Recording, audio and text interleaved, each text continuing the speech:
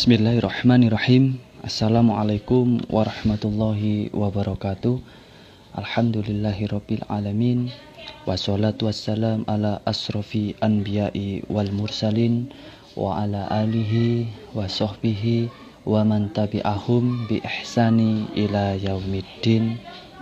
Allahumma sholli ala Muhammad wa ala alihi Muhammad kama shallaita ala Ibrahim wa ala alihi Ibrahim innaka Hamidum Majid.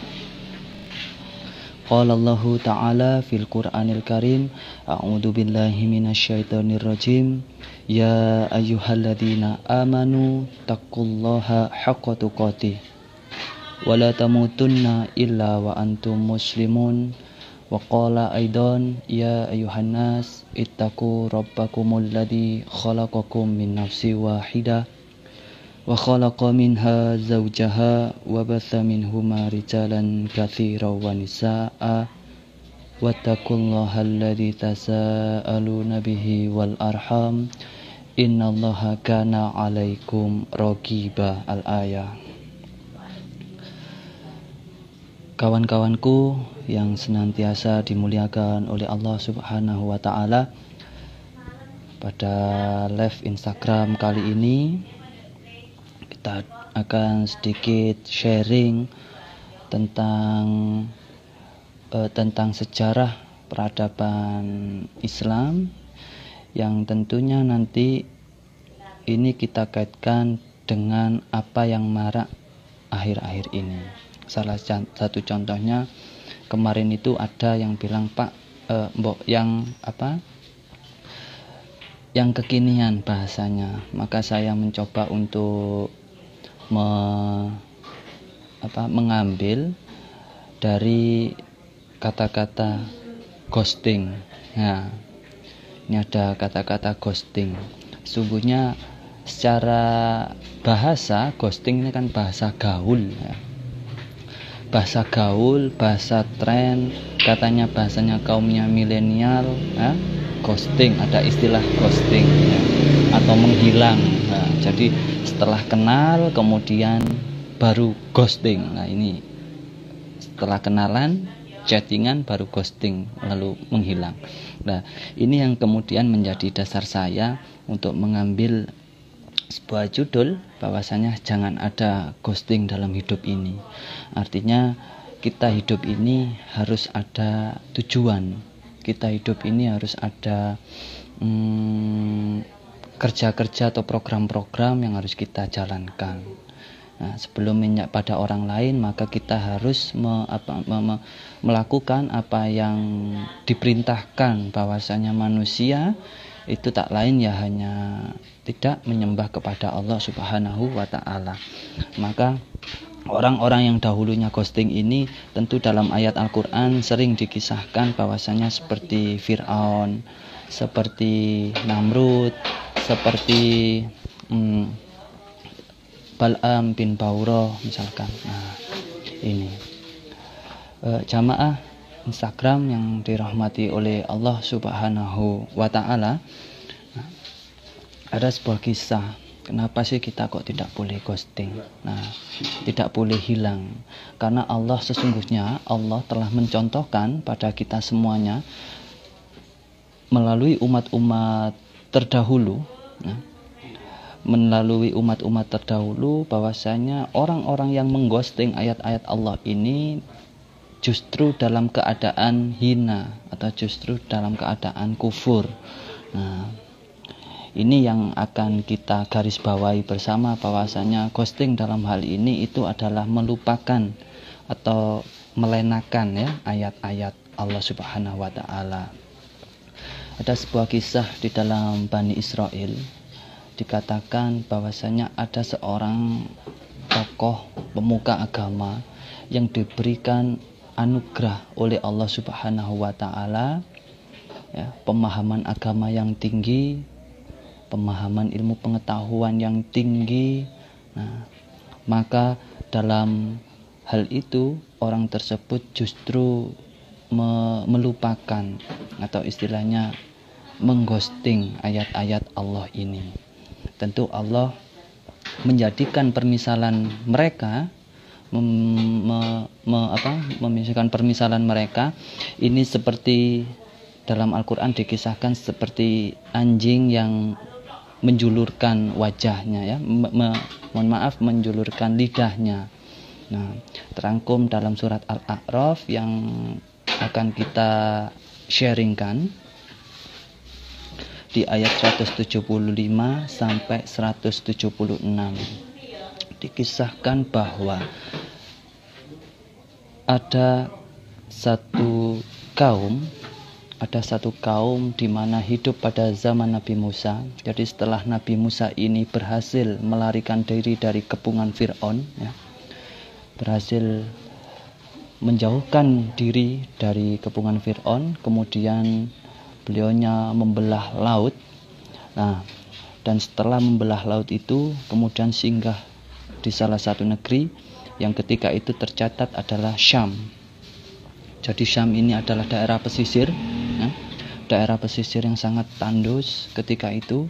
Kemudian ada satu qaryah atau daerah itu namanya Kan'an. Nah, tentu para teman-teman tidak asing dengan istilah Kan'an. Nah, Kan'an ini tempat, ya, tempat kota tapi terletak di Syam. Nah, kalau sekarang ini Syam, ya, Timur Tengah. Nah, setelah itu hiduplah di sana seorang kaisar-kaisar atau raja-raja. Dalam hal ini bisa diartikan sebagai penjabat negeri, ya, penjabat negeri, menteri-menteri ini yang memerintahkan Kan'an ini, yang menjabat ini. Nah, di situ ada kesombongan, di situ ada congkak, di situ ada hati yang dipenuhi dengan hasad, ujub dan lain-lain. Nah, kemudian hiduplah satu tokoh yang tadi kita katakan di awal, ya, dia seorang ahli agama dari kalangan Bani Israel yang dianugerahi Allah Subhanahu wa taala. Dia bernama Bal'am bin Bauroh. Nah, jadi Al-Quran menggambarkan dalam Quran surat Al-A'raf ayat 175 ini kisahnya Bal'am bin Bauroh. Nah, siapa sesungguhnya Bal'am bin Bauroh itu? Nah, Bal'am bin Bauroh adalah keturunan Nabi Lut alaihi salatu wassalam, ya. Namanya adalah Lut ibnu Harun bin Azar. Nah, Lut ini adalah keponakan Nabi Ibrahim. Nah, kenapa kok keponakan Nabi Ibrahim? Karena ada di akhir tadi, ya, Ibnu Azar. Azar ini kita tahu bahwasanya Azar ini adalah bapak dari Nabi Ibrahim alaihissalatu wassalam. Dan masyhur kisah Lut ketika Allah Subhanahu wa taala menghancurkan negeri yang namanya negeri Sadum. Nah, dari keturunan Nabi Lut inilah kemudian lahir ulama yang sangat hebat, yaitu bernama Bal'am bin Bauroh. Nah, Bal'am bin Bauroh ini hidup di Kan'an. Ya, jadi Kan'an tadi sudah kita kisahkan di awal. Kan'an adalah satu kota, satu negeri di mana pemuka-pemukanya sombong, pemuka-pemukanya seperti congkak gitu, ya. Ketika mendengar kabar bahwasanya Nabi Musa ingin singgah di Kan'an, maka terdengarlah Perdana Menteri dan penjabat-penjabat dari negeri Kan'an tersebut. Nah, kemudian diutuslah seseorang yang berasal dari Bani Israel. Dia bernama Bal'am bin Bauroh ini. Nah, diutusnya untuk ngapain? Nah, untuk mendoakan, ya, untuk mendoakan Nabi Musa, ya, jadi untuk mendoakan kejelekan kepada Nabi Musa. Kemudian Bal'am bin Bauroh mendengar hal itu, mendengar peristiwa itu, kemudian marah. Sesungguhnya aku tidak bisa mendoakan kejelekan pada suatu rasul, karena Musa ini seorang rasul ulul azmi, ya, seorang rasul, seorang ulul asmi, ya, dan sangat kuat, mana mungkin doaku yang mustajab ya, mampu untuk dikabulkan oleh Allah Subhanahu wa taala.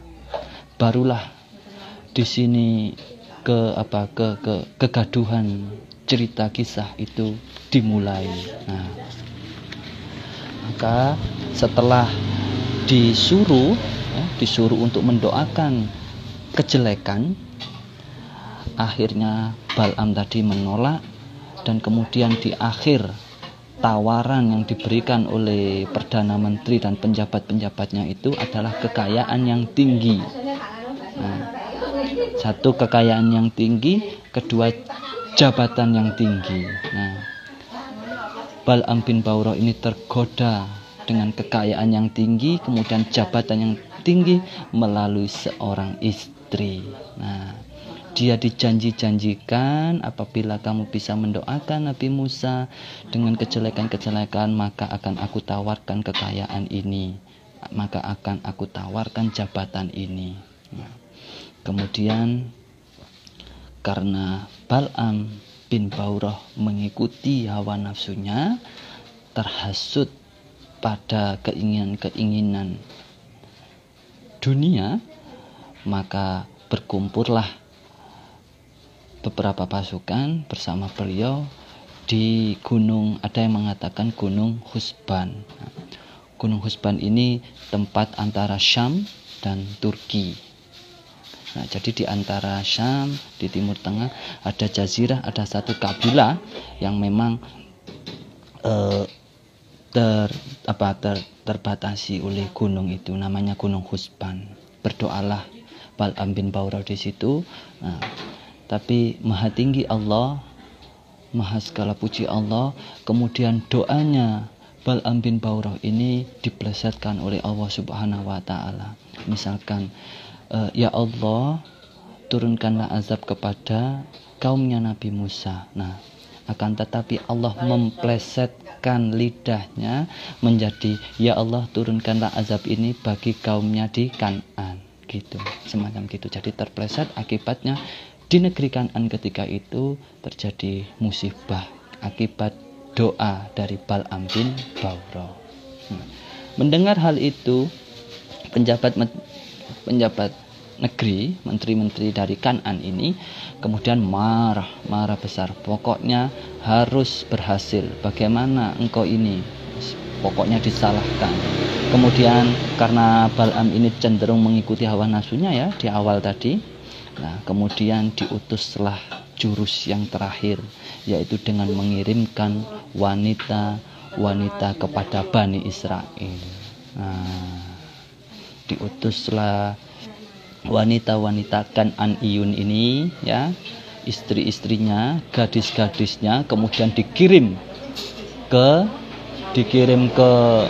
umatnya Nabi Musa. Nah, kemudian sampailah di sana ya, yang salah satunya dikisahkan bahwasanya kaum perempuan ini ya, itu menggoda 12 kabilah, 12 pemimpin kabilah dari Bani Israel. Nah, jadi Nabi Musa itu punya, gampangannya punya staff lah. Staff itu 12, ada yang bilang 12, ada yang bilang 15. Yang jelas belasan. Kemudian diperintahkan untuk menggoda orang-orang tersebut. Nah, salah satu dari mereka ada yang tertarik atau yang tergoda. Singkat cerita, orang yang tergoda tersebut mengatakan kepada Nabi Musa, "Wahai Musa, apakah saya boleh untuk mengambil wanita ini?" Apa jawaban kata Nabi Musa? Tentu hal itu adalah yang diharamkan oleh Allah Subhanahu wa taala. Kenapa? Karena yang menyalahi perintah ya, yang termasuk kategori berzina. Nah, ternyata kata salah satu pemimpin kabilah tersebut, sesungguhnya aku sudah mengetahui jawaban itu ya, maksudnya jadi sebelum dia mengatakan itu dia pasti mengetahui kalau hal itu tidak boleh. Akan tetapi yang namanya hawa nafsu kadang itu mempengaruhi kita, maka diteruskanlah langkah dari salah satu pemimpin tersebut, ya. Dibawalah wanita tersebut ke perkemahan dan melakukan perzinahan di sana. Kemudian Allah Subhanahu wa Ta'ala, karena ada umatnya yang berzina, maka menurunkan azab kepada kaum Nabi Musa dengan penyakit taun. Ada yang mengatakan penyakit taun, ya, penyakit wabah. Terus kemudian ada juga yang mengatakan penyakit kebingungan yang sangat luar biasa, ya. Jadi bingung, ya. Satu kabilah itu bingung, satu umat itu bingung. Nah, kemudian Nabi Musa merenung, merefleksi, ini kira-kira apa yang terjadi, kenapa. Ternyata beliau memohon kepada Allah Subhanahu wa Ta'ala, ya, beliau memohon kepada Allah Subhanahu wa Ta'ala. Ternyata ini adalah ulah dari Bal'am bin Ba'urah. Nabi Musa kaget mendengar ini, ya. Jadi malaikat Jibril menyampaikan bahwasanya ini adalah ulah dari Bal'am bin Ba'urah. Bal'am bin Ba'urah mengutus wanita tersebut dalam rangka untuk mengundang azabnya Allah Subhanahu wa Ta'ala. Nah, kemudian Nabi Musa berdoa kepada Allah Subhanahu wa Ta'ala, ya Tuhan kami, ya, wahai Rob, ya Rob, maka cabutlah pengetahuan, kefakihan Bal'am bin Ba'urah. Kemudian dalam perkataannya Bal'am bin Ba'urah mengatakan, inni khasirtu fid dini wal akhirah, sesungguhnya aku menjadi orang yang rugi di dunia dan di akhirat. Dicabut oleh Allah Subhanahu wa Ta'ala tentang pengetahuan tentang agamanya, dihinakan oleh Allah baik di dunia maupun di akhirat. Nah, ini.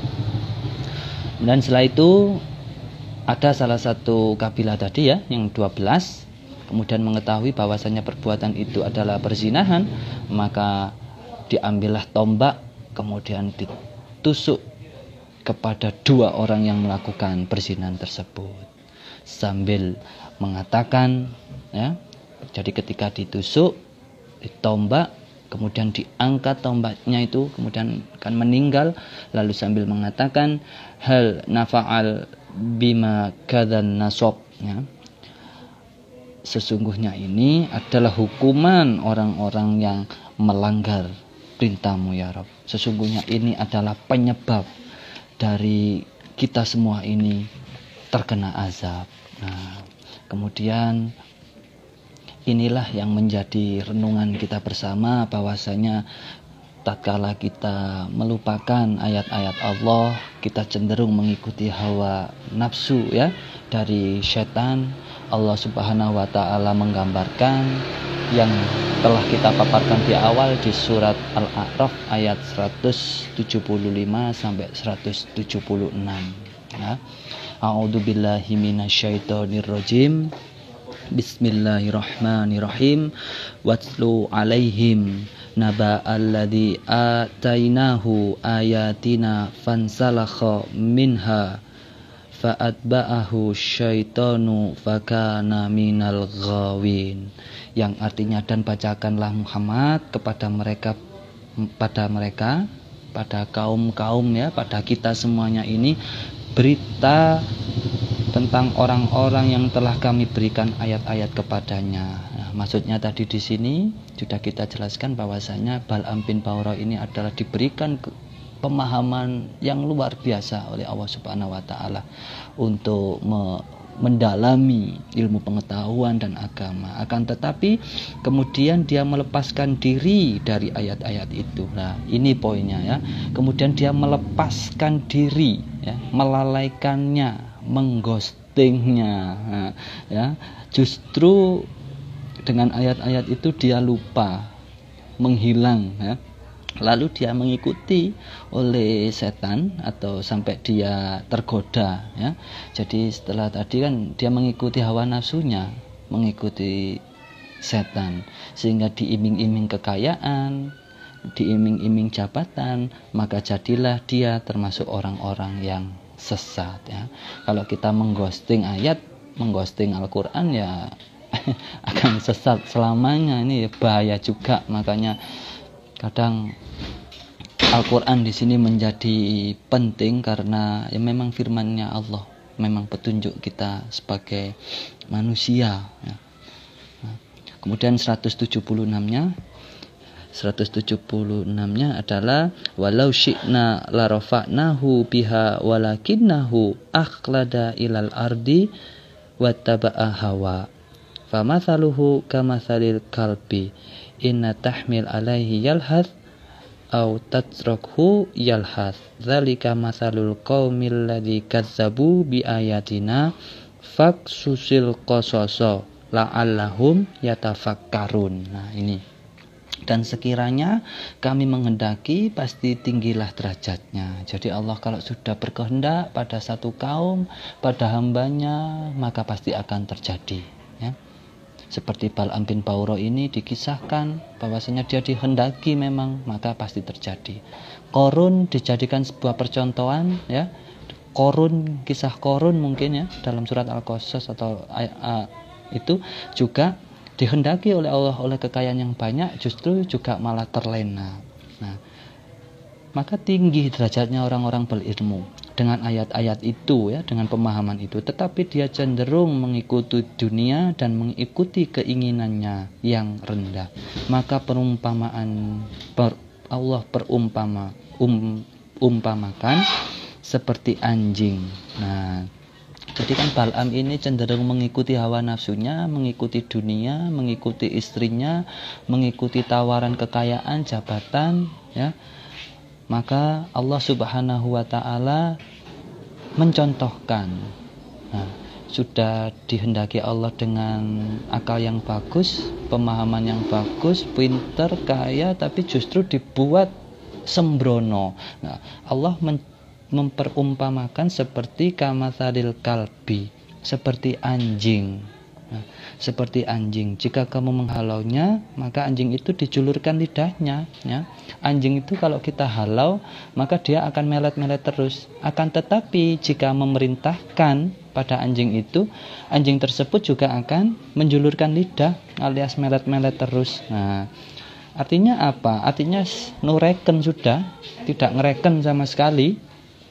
Nah, demikianlah perumpamaan orang-orang yang mendustakan. Nah, ini mendustakan dalam artian menghilangkan ya, menghilangkan ayat-ayatnya Allah. Jadi tidak mau mengambil ibrah dari Al-Qur'an itu, mengghosting itu ayat-ayat ini. Maka ceritakanlah kisah-kisah itu agar mereka berpikir. Nah, jadi Nabi Muhammad memang benar-benar menceritakan kisah ini agar umatnya memang senantiasa berpikir. Karena Al-Qur'an turun itu fama bi anzalnal Qur'an la dzikra fama salil bitafakkur ya, untuk perenungan, untuk bertafakur dan untuk mengambil ibrah di sana.